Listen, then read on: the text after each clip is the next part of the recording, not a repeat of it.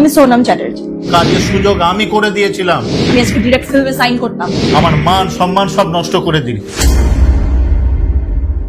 কিরে, কোথায় গেছিলি? এই তো একটা ফ্রেন্ডের বার্থডে পার্টি ছিল। তোকে বর্মা প্রোডাকশন হাউস থেকে অডিশনে ডেকেছিল, তুই যাসনি কেন? তুই কি করে জানলি আমি অডিশন দিতে যাইনি? আমি তো তোকে কিছু বলিনি। কারণ এত বড় প্রোডাকশন হাউসে কাজের সুযোগ আমি করে দিয়েছিলাম। তুই কি করলি? অডিশনে গেলি না।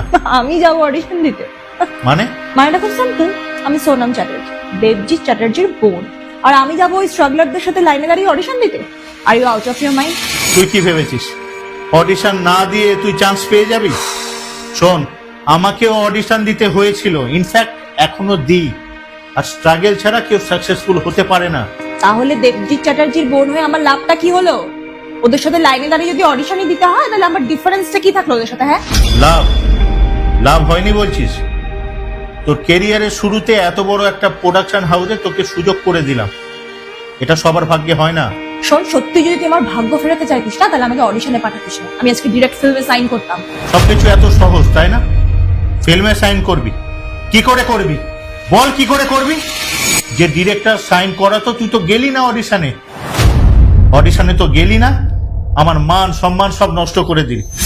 এই অভিনয় জগতে এত মান সম্মান, এত ফ্যান, সবাই এত ভালোবাসে শুধুমাত্র অভিনয় দক্ষতার জন্য। তার জন্য আমাকে পরিশ্রম করতে হয়। তোর মতো ওই দু চারটে রিলস বানিয়ে সস্তার ফলোয়ার বাড়িয়ে নিজেকে বড় সেলিব্রিটি মনে করেছিস?